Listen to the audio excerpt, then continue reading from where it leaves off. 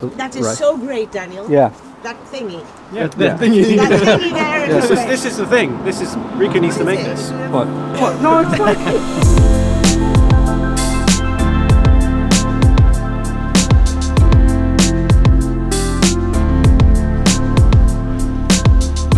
Hey everyone, Samuel here. Welcome back to another GR Cities event. We are here in Stockholm in Sweden. It's my first time here in Sweden. Also first time for us to do an event here. Behind me is the Miss Clara Hotel. This is where we are going to have the event. For those of you who don't know this, Rico is doing these GR Cities events in multiple cities in Europe. And this is for the community to come together, share their experiences, listen to some talks and presentations, have some good food, go on a photo walk. These kind of events are great because we don't need to sell this camera. Everyone already got one. So it's more to learn from the user base, get feedback, and maybe get inspired to do something in the future. So let's have a fun day in Stockholm and go check out the venue. Let's go.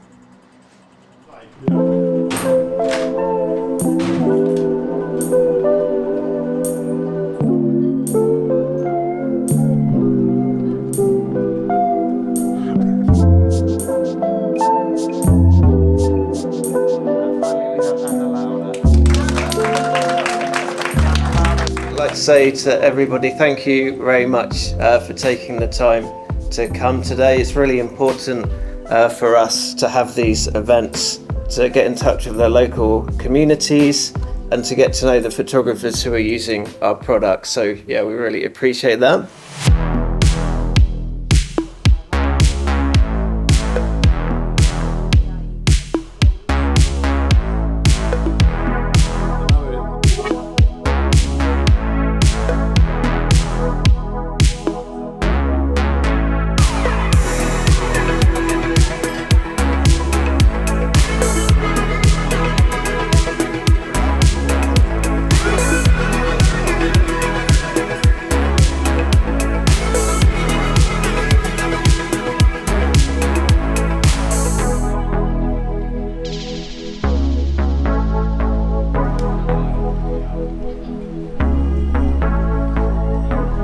So now we're in the middle of the photo walk and stopping here at this bridge. What is this bridge called? You're a local? I mean, you have the Riksdag, where all the politicians hang out, make their decisions. Yeah, important place. Yeah, important place. So yeah, we have been enjoying this event so far, seeing the city. So Sebastian, how did you discover the GR, or how long have you been using one? I thought about when I bought it. I think it was maybe 6 or 7 years ago. Long time. So I've been using this guy quite a bit. It's been through a lot. You're still on the second version. Yeah, exactly. But it's held up really well. Loving the battle scars. Yeah. The screen is a little bit scratched up. Yeah. But yeah, I mean, I started my photography journey with street photography. And I watched a lot of Daido Murayama. It's one of my big inspirations. Me too, yeah. And I saw that he was using something small and portable. So that made me really interested in the brand. Yeah. And I'm into a bunch of different photo genres. So both street, but I'm an outdoors person as well.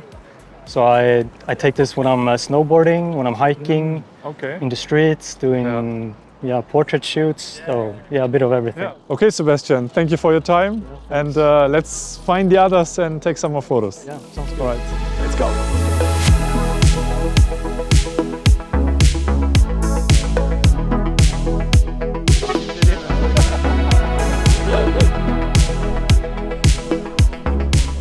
I thought it was a really interesting event. I didn't realize that there were so many Rico GR photographers, first of all in Stockholm, and I found the presentations really interesting, and I think I made interesting contacts today, and that I think is really most valuable. Yeah. Okay, so what I do an awful lot is intentional camera movement, and in particular I do relatively long exposure, so maybe half a second to 2 seconds, and take portraits of people or street scenes. But anybody who's tried it finds that with that sort of exposure, basically the screen at the back blacks out and you lose the focus. So with the viewfinder, you can keep the lens on a particular position, And so one of the things I do is to pivot around a particular subject, and that way the background blurs out, and the person's face remains in the center of the frame. So this viewfinder is actually a Russian, I think it's based on an old Leica viewfinder, and it offers 5 different magnification or 5 lens simulations, so 28, 35, 50, 85 and 135. And even though the Ricoh is 28mm, I actually find using the 50 or the 85 best, because in my pivot, the crosshairs, I can actually place it more accurately with a higher magnification. Yeah. Okay, wow. Yeah. See, I always learn something new at these events.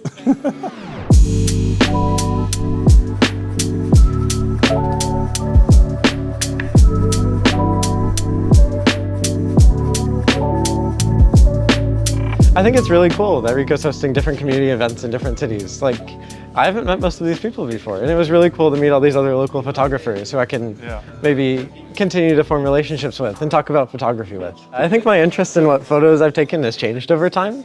I started taking photos on vacations just to experience new places, and then I found myself really gravitating towards buildings and really appreciating architecture as I traveled around. But I think lately, in the past year or so, as I found a new place to live, I'm working on settling down and meeting new people. So my focus has been refining the way I take photos of friends and really like perfecting the way I showcase others in a positive light. Or maybe there's some attribute I like about a friend that I really want to bring out of them. So trying to take portraits or little personal moments we have. Yeah, I think that's been really important to me lately. Yeah. Nice, that sounds good. All right, it was nice meeting you. It was nice meeting you as well. All right, we are back here after the photo walk in the lobby of the hotel. I'm sitting here with Joachim, who also did a presentation today. But can you introduce yourself again? Just what are you doing? What kind of photography are you doing? Yeah, Joachim Therese is my full name. I'm a local photographer here in Stockholm. My specialty, if you can call it that, is night photography. So I do a lot of night photography in Stockholm, capturing the urban lights and nicely lit environments here in Stockholm. Yeah, I saw a lot of your work in the presentation and I really liked it. You are also sharing some photos from Japan. Can you share again what happened in Japan? What was happening there? Yeah, I was on a vacation in Japan back in 2019. At my first day at the stay in Japan, my main camera broke. Luckily, I had the GR3 as a backup with me. So during the 2 weeks in Japan, I had to use the GR as the main camera. And I actually, it was a limitation because on the other camera I had a zoom lens and stuff like that. Then I had to adapt to just shoot with the Ricoh. But it worked out fine. I really learned how to use the camera and learned to love it, actually. Can you explain this again? What is this? The GR with the Fujifilm EF-X20 and modified to take 4 batteries instead of 2. Oh, and you did this by yourself? Yeah. So it takes 4 rechargeable batteries, and this is crazy fast to recharge. Nice. Yeah. What kind of images are you taking with this setup specifically? So I have 2 cameras, one DSLR and this.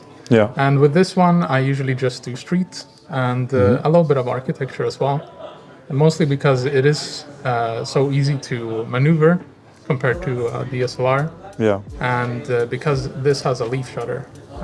So that allows me a lot of flexibility with flash, which I like to use a lot in my photos. Okay. All right, we are at the end of the event. As you can see, I'm the only one left behind. Thank you all for coming. It was great meeting you and experiencing a day here in Stockholm together. Met a bunch of cool people with interesting gadgets and ways of using the GR.